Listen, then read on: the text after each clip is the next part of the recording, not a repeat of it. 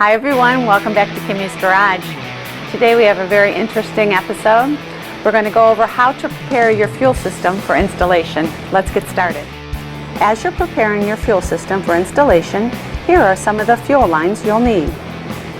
A -10 AN line to the inlet, a -10 AN line to the regulator, a -8 AN line bypass to the fuel tank, a fuel filter that will flow a minimum of 600 gallons per hour with a fuel line -10 from the fuel tank.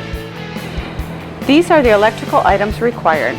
A minimum of a 12 gauge wire, preferably a 10 gauge, a 30 amp relay, and a 30 amp inline fuse, as well as an on-off switch.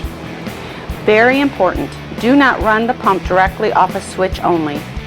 Mount the pump at or below the bottom of the fuel tank. Keep the fuel lines away from sources of heat. Blow out lines after cutting and attaching fittings. Take the feed line off at the regulator. Use a clean container to flush 5 to 10 gallons of fuel through the system to flush out any remaining debris before you connect your fuel lines to the carburetor. Lastly, remember, never run the pump dry. Damage will occur.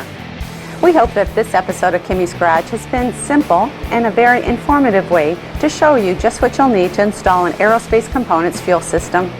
Thank you again for joining me today on Kimmy's Garage, and I look forward to seeing you again real soon.